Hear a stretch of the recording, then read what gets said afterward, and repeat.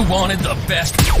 You've got the best podcast. The hottest podcast in the world. The Chris Voss Show, the preeminent podcast with guests so smart you may experience serious brain bleed. The CEOs, authors, thought leaders, visionaries, and motivators.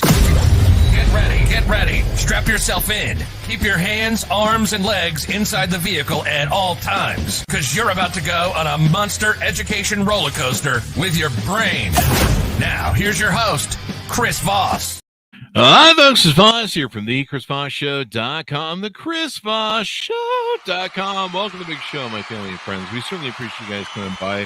What would we do without you, folks? We'd just be sitting here talking to a mic and talking to ourselves, which is pretty much any time on a Sunday night where I'm just sitting there drilling out the side of my mouth, talking to myself, and then the orderlies come by and give me my medicines. So welcome to the show. As always, refer the show to your family, friends, and relatives. Go to goodreads.com/Chris Voss, youtube.com/Chris Voss, linkedin.com/Chris Voss, all those crazy places on the internet. There's a me, my particular version of Chris Voss.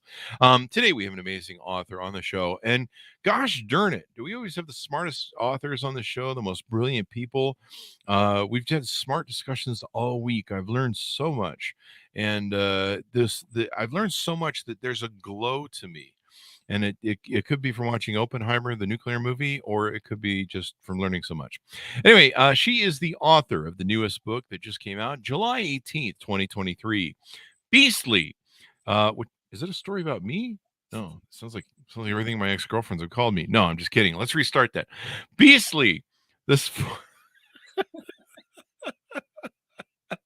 I'm sorry. Her book is called Beastly, the 40,000-year story of animals and us. Came out July 18th, 2023. Keggie Carew joins us on the crew today, and she's going to be talking to us about her latest book. She is the author of Dadland, which won the 2016 Costa Biography Award.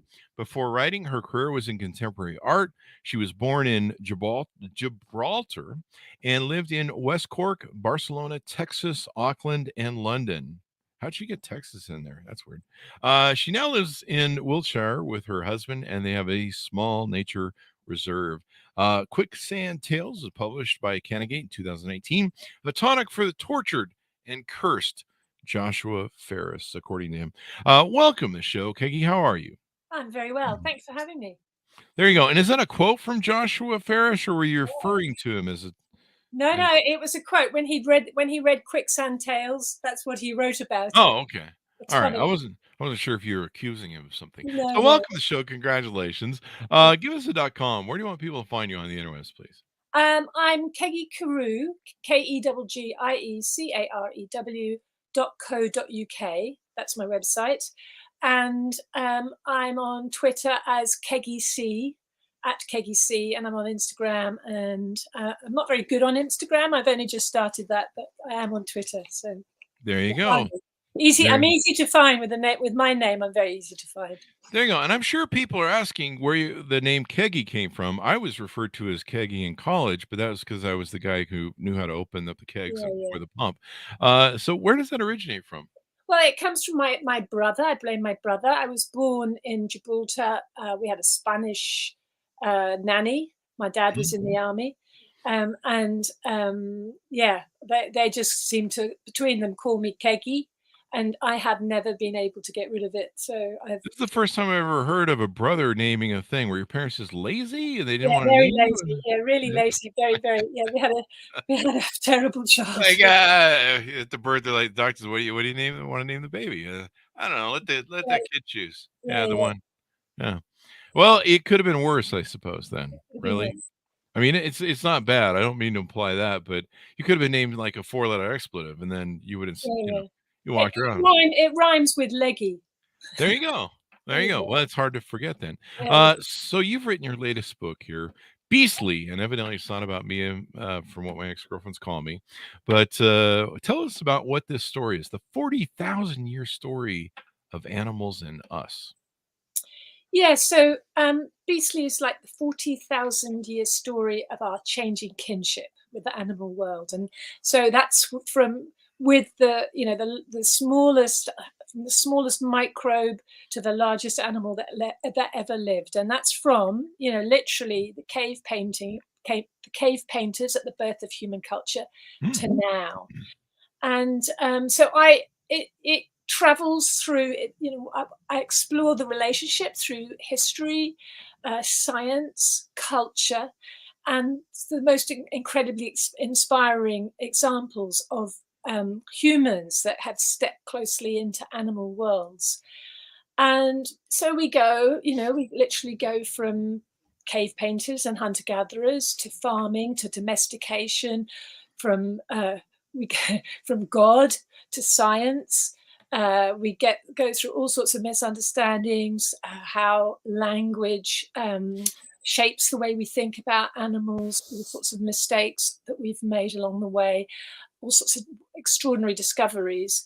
For instance, we might start the moment we moved into cities, for instance, we start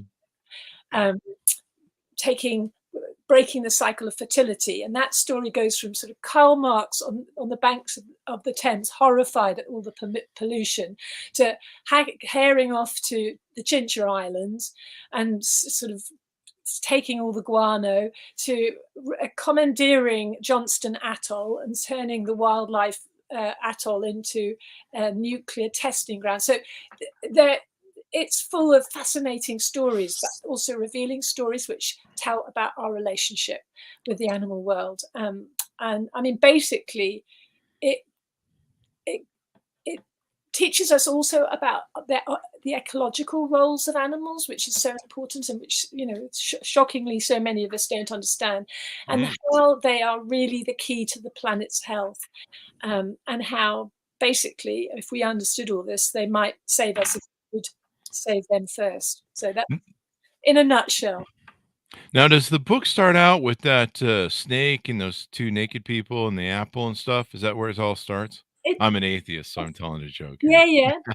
No, the book actually doesn't start there. The book starts before then. And in fact, it's really interesting that Aristotle, 350 years before BC, right? What I found it absolutely incredible was that, Aristotle observed, he's almost the first zoologist, and he observed the octopus's sperm presenting arm, right? The octopus has an arm that actually literally hands over a packet of sperm to the female. Wow. Yeah. So Aristotle in 350 BC just observed that. And what was he doing to observe that is my question. He was wading around the Greek lakes looking at sea creatures. Is this an OnlyFans channel or something I don't know about? Yeah, and asking fishermen to bring in specimens and really, really looking at the natural world, like really, really looking at it. And then we had this sort of 2,000-year absolute stasis of, when religion basically stepped in and used creatures as sort of moral ciphers for good and evil. And, so 2,000 years later, after that observation, Eric Topsell wrote this book called Four-Footed Beasts. And he divided creatures, this is in 1607, divided creatures into three categories: tame and wild, edible and inedible, and useful and useless. So, I mean, those are all categories that my ex-girlfriends that also called me beastly refer to me and put me in. Right. Well, she should read the history of Four-Footed Beasts. Then. Maybe that would help. That would just throw it at me. So this is really interesting. My biggest question is, the book purports to be the 40,000 year story, but it's only 384 pages. Like, how'd you get all that in there? Yeah, well, yeah. I mean, it's story. I didn't say it's all the stories. Oh, okay. But it's a hell of a lot of them. Like, there you go. An awful lot. At least 384. Yeah. 384. So how did you decide what were the stories to tell that were most important? Okay, so the stories that were the most revealing about paradox of our relationship, the stories that were the most fascinating, the most mind-blowing. I mean, the animal world is a pretty mind-blowing place to be. So, like, for instance, okay, a couple of stories to show how we underestimate animals and how intelligent they are. So from the smallest little creature to the big intelligent creature. I'll give you two stories. So Dicroccolys mites. So they're parasites that live in a noctuid's moth's ear, right? So they're parasites, and they to live in the ear, they break the tympanic membrane.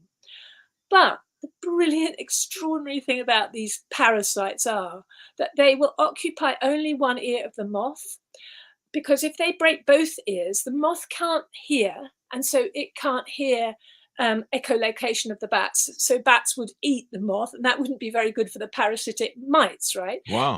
So the parasitic mites send scouts.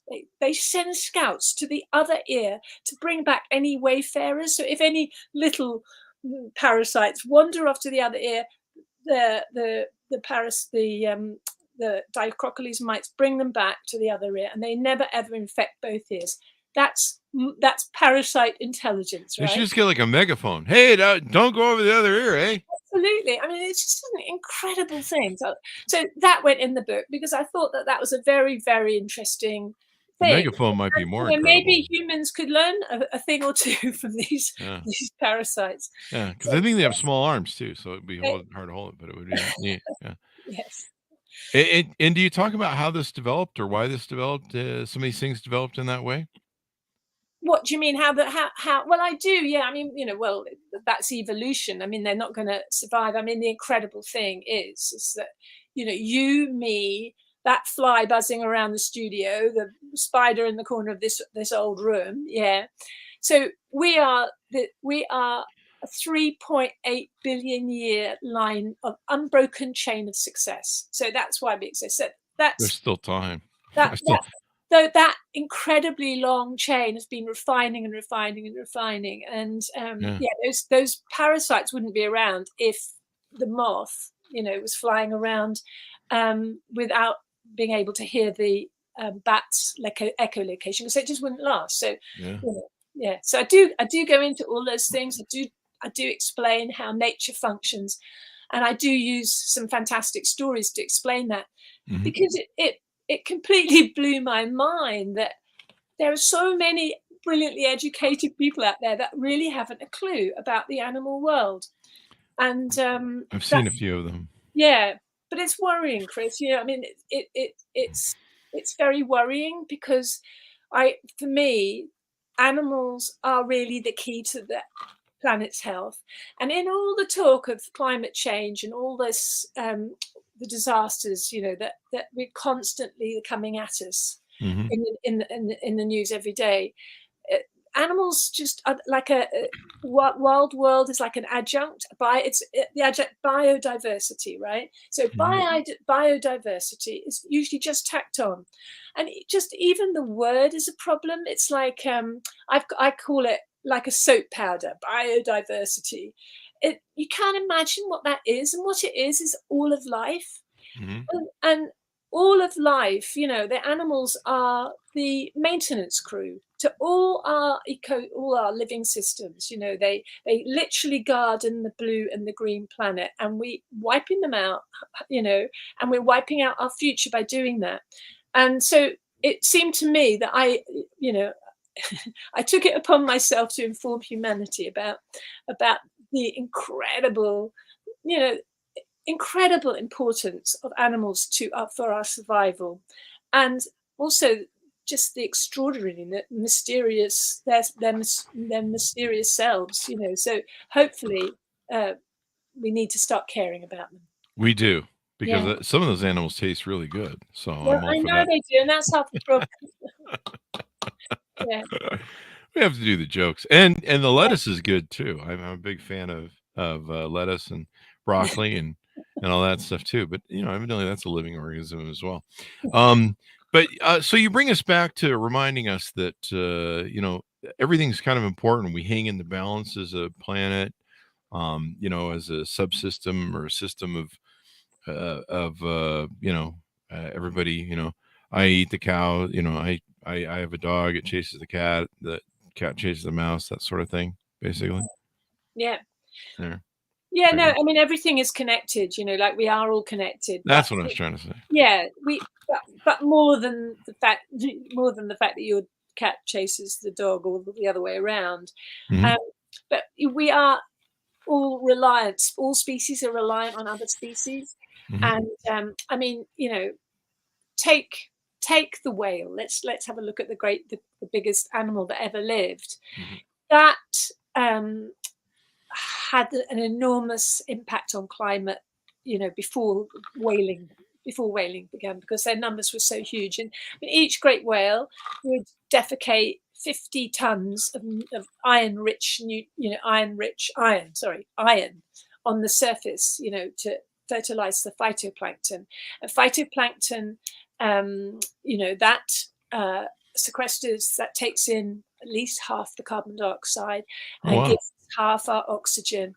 And the whales, the phytoplankton feeds the whole of the marine system. So whales are known as the whale pump. So they're just a massively ecologically important creature. So I'm basically breathing whale shit? Well, we're all breathing everything. I mean, this is Probably a massive. lot of shit we're breathing. Everything's just changing into everything else. That's true. And yeah, so I'm not sure about whether you're breathing whale shit, but Well, I mean, through the whole system, because they poop in the thing, and then there's a reef, and then it turns the oxygen and the carbonation. It goes into the air. yeah. Yeah. And See, and the I read the book. did you? It's all a big what you said earlier. Without if we start eliminating certain parts of this place, although I don't know, people always say to me, they go, Chris, we need world peace, and I'm like, you know how you achieve world peace, don't you? And they go, what? I go, kill all the humans. Everybody get along fine after that. Well, We seem to be the continual problem on that. In fact, I've seen Oppenheimer. I'm not sure that this might be the last issue of the book. I'm not sure there'll be a Beastly Part 2. no, well, I mean, I'm I'm the generation that was terrified of the nuclear Yeah, bombs. Like I used we to were go, both under desks, okay, cowering from the Russians. yeah. I went to bed as a 15-year-old, really scared, wondering whether somebody's going to put the finger on the button every night for a long time, I remember. Mm-hmm.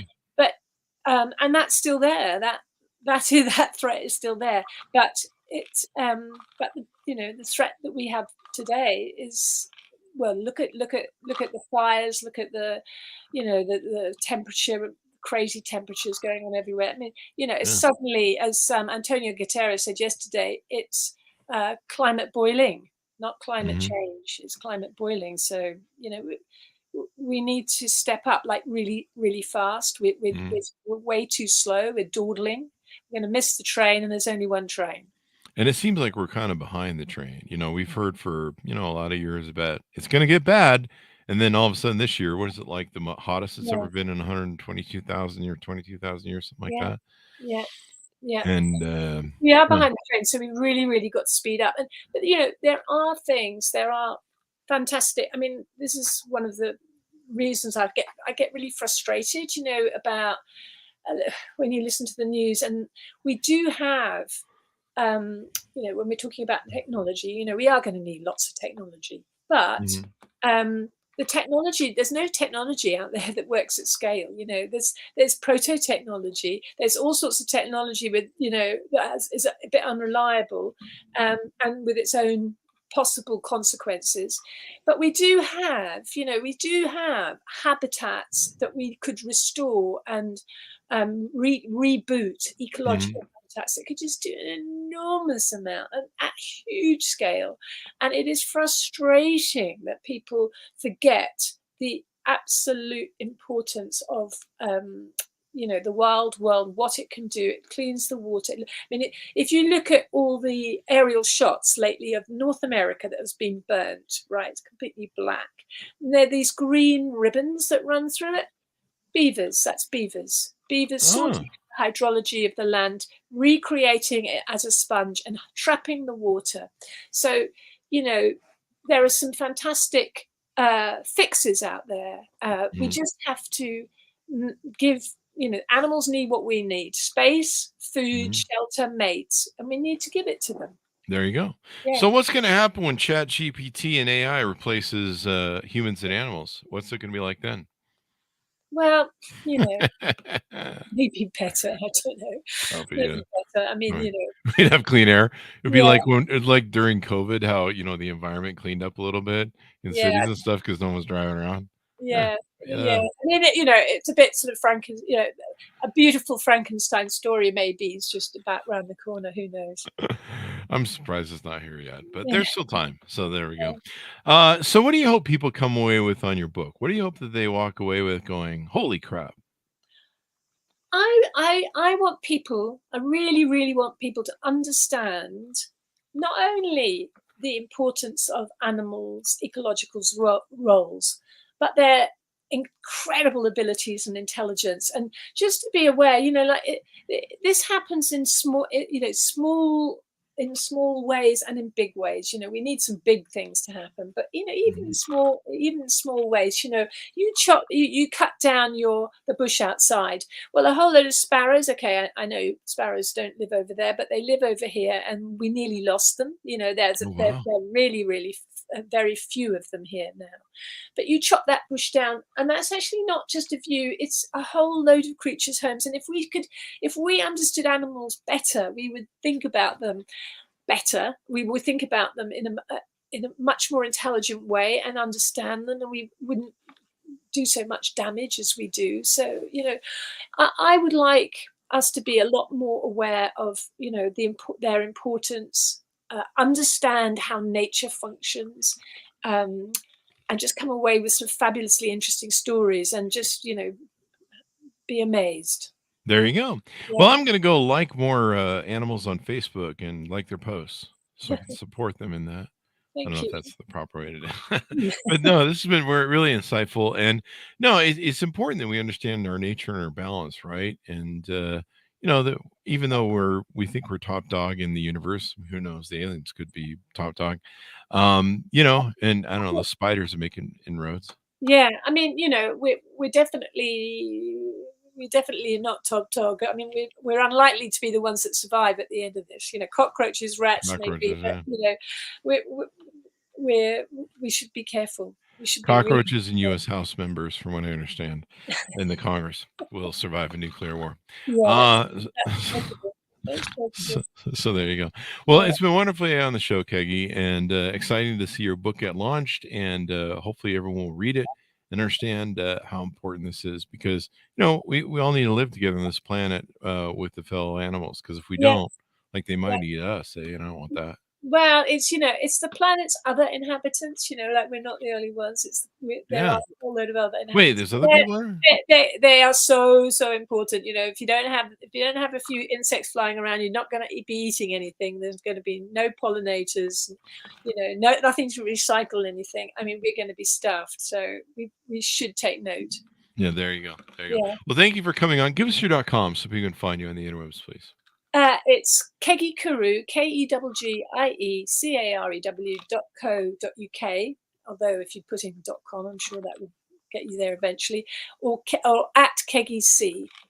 There you go. Yeah. There you go. Well, thank you very much for coming on the show. We really appreciate it. Thanks so much for tuning in. Go to goodreads.com/Chris Voss, LinkedIn.com/Chris Voss, and YouTube.com/Chris Voss. Those crazy places on the internet. Thanks for tuning in. Be good to each other. Stay safe. We'll see you Thank you. guys next Thank you. time.